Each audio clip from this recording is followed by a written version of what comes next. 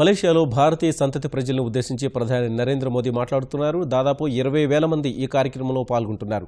ప్రత్యక్ష ప్రసారం ద్వారా చూద్దాం. Namaskar.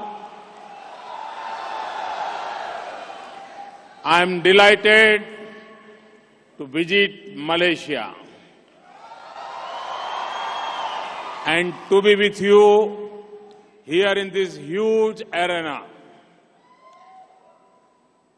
It's a true pleasure for me. India is not confined to its territory.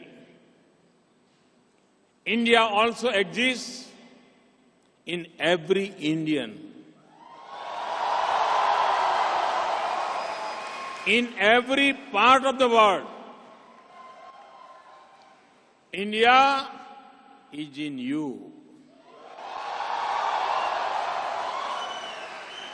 As I stand before you, I reminded of the words of the great Tamil saint Thiruvalluvar.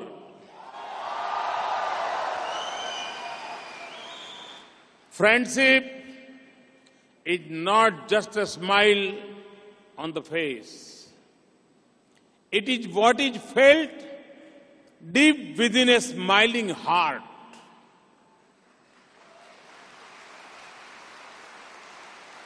Mahatma Gandhi had once said that he wanted to learn Tamil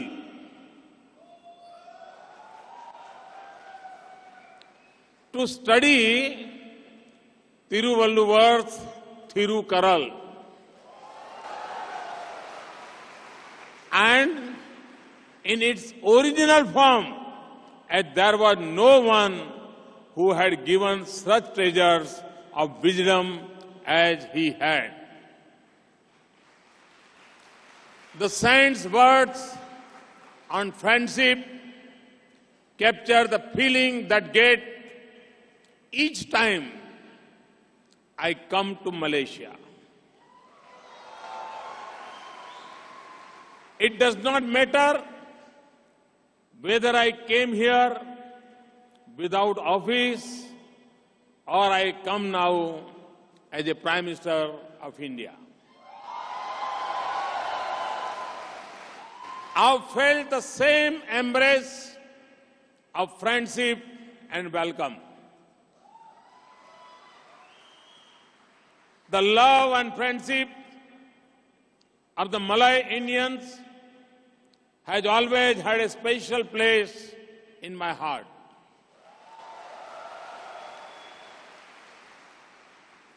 Generations ago, many of your ancestors came to an unknown land. Many of you came here more recently in the mobility of our globalized world. Whenever you came here, whatever be the circumstances in which you came,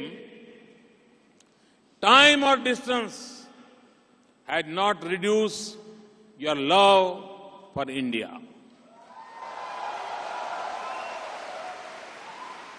I see this in the light and color of the festivals. They are as bright as they have always been. I see this in the pure strains of music, the grace of the dancer, the bells of devotion, and the call to prayer.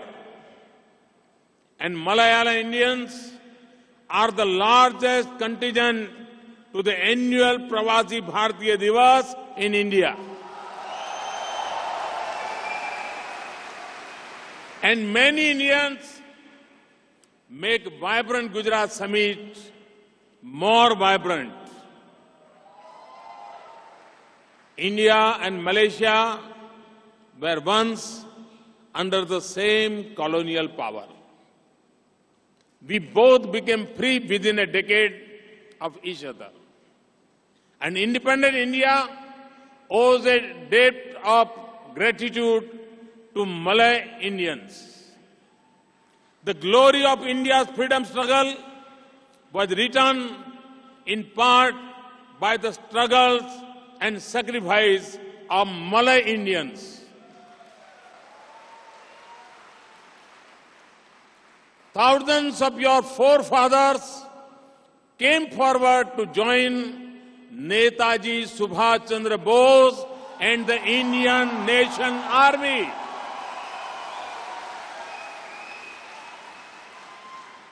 Women poured out in a large numbers from the comfort of their homes to march shoulder to shoulder with Netaji Subhash Bose. Today, I pay special tribute to Puwan Sri Captain Janki Athi Nahappan, who served as a deputy to Captain Lakshmi Sehgal. That was in the regiment named after yet another icon of India's war independent, Rani of Jhansi. On behalf of every Indian, I also honor all the unnamed and unknown Malay Indians who laid down their lives so that a free India could rise. To their children and grandchildren, I say a big thank you. And here in Kuala Lumpur, we will name our Indian Cultural Center after Netaji Subhash Chandra Bose.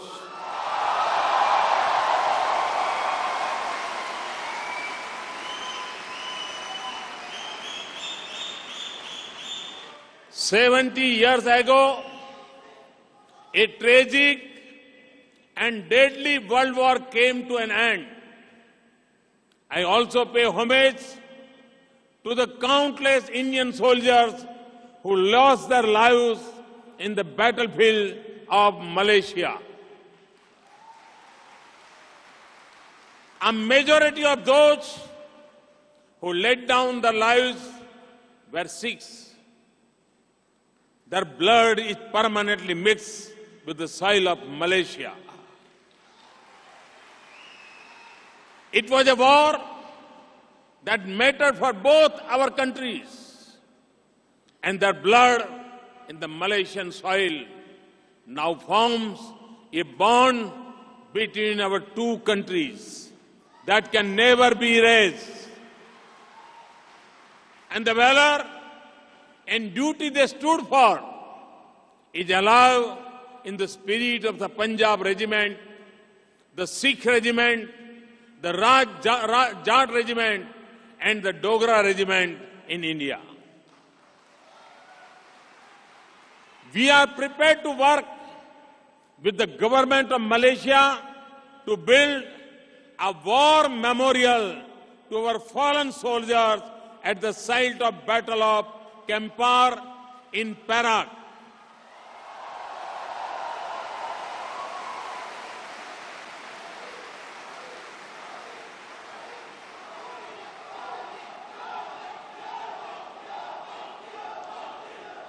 Brothers and sisters,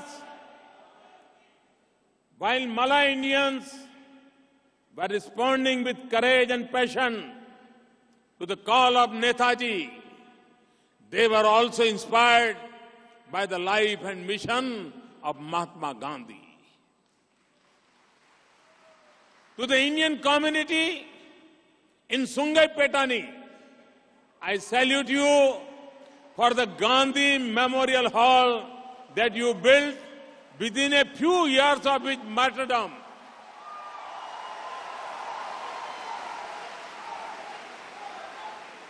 You had not met him. Gandhiji did not manage to visit Malaysia, but he touched your hearts. And as a community, you came together to build that memorial on your own. to honor his memory in respect for his principles, in a tribute to what he had done for Mother India and mankind. There are few things that can be as moving as these: a homage in silence, expressed in action, and built into a living memorial. And it is my proud privilege to announce that we will install a bust of Mahatma Gandhi at the Gandhi Memorial Hall. Politics, public life, government, and professional services. You prosper in trade and you make the plantation produce more. You have contributed to build Malaysia into a vibrant modern nation and an economic powerhouse. And you are helping relations between India and Malaysia become stronger and stronger. I see this in the work of Dr. Subramaniam, Malaysia's Cabinet Minister for Health.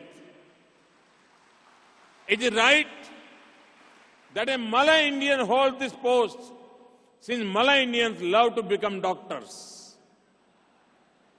And I am pleased that a distinguished Malay Indian, Datu Samivelu, is Malaysia's special envoy for cooperation in infrastructure for India and South Asia. My dear brothers and sisters, you are the living bonds of friendship between our two nations. You reflect a link between India and Malaysia that is ancient as our lands.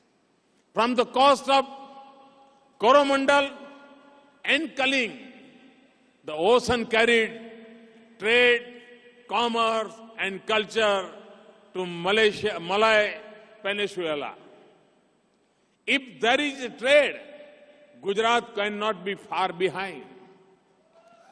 So Gujaratis also joined the trade.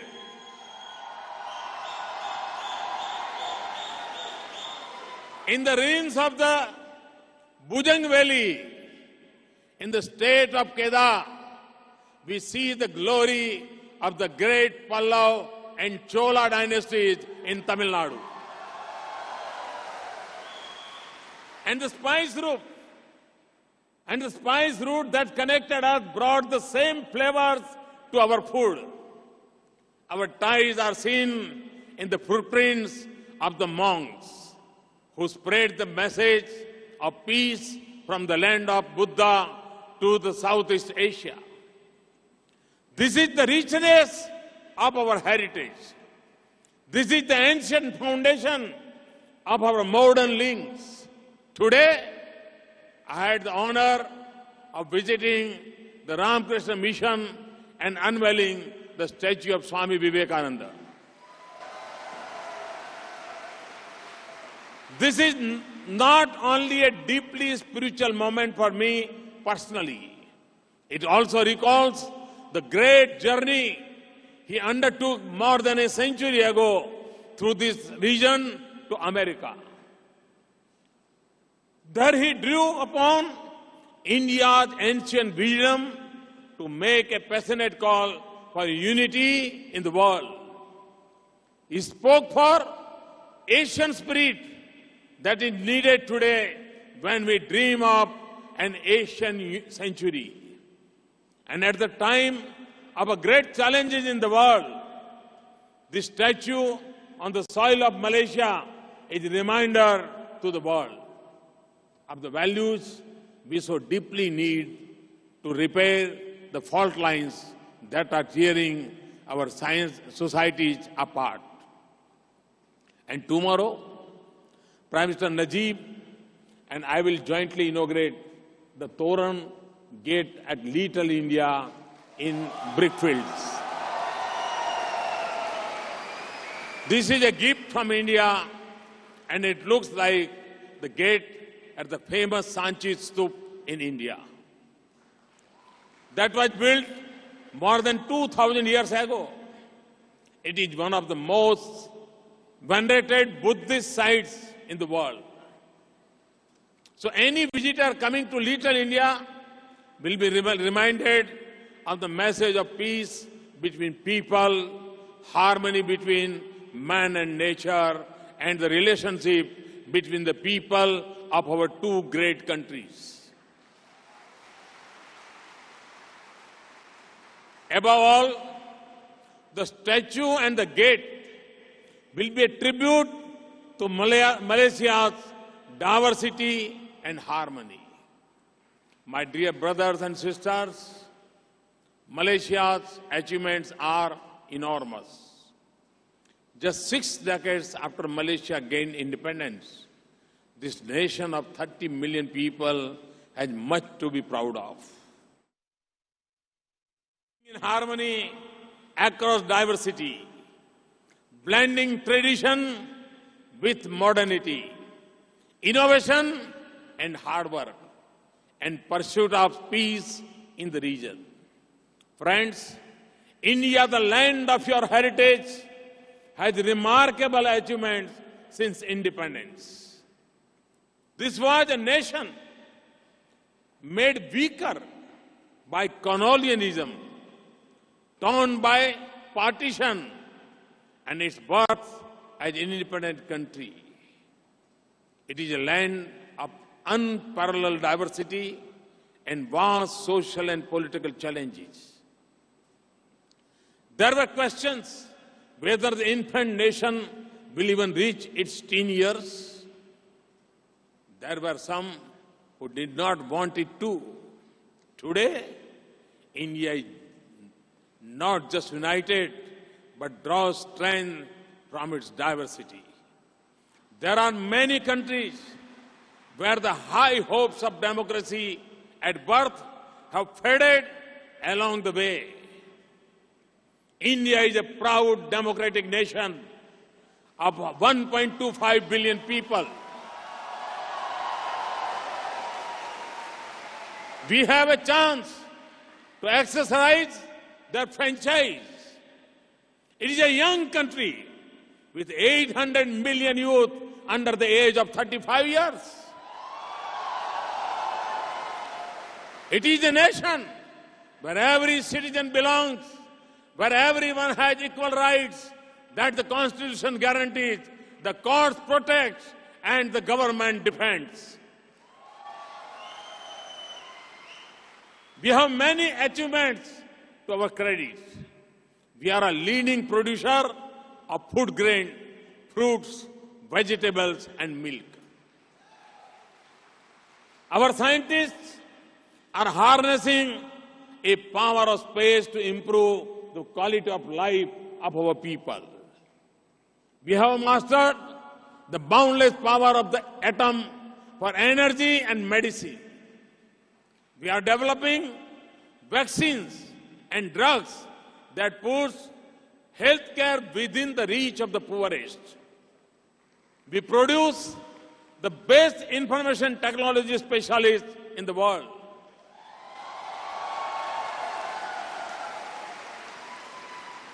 We produce doctors and engineers who serve the world.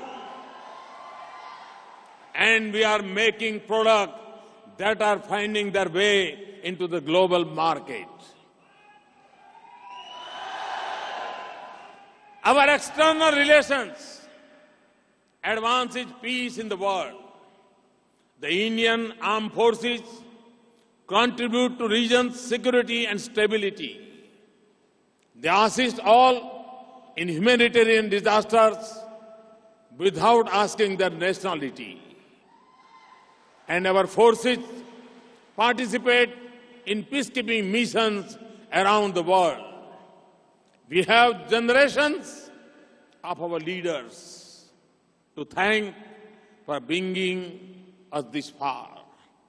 But we know that we have a long way to go. The challenges we face and the goals we must pursue are evident in villages and cities. And my government had come into office to change that.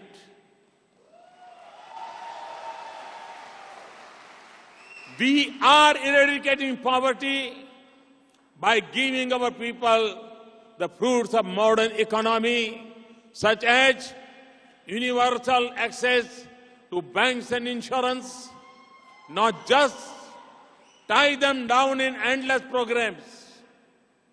Where in the world will 190 million bank accounts be opened in a few months? We are empowering them with skills and education. We are creating an environment in which enterprise flourishes and people have opportunities to raise their income levels. We are creating infrastructure that gives people their basic needs of roof, water, sanitation, electricity, schools, and medical help within the reach and means. Major economy in the world. I know you feel proud of it. We are running at 7.5% per year, but will grow even faster in the coming years.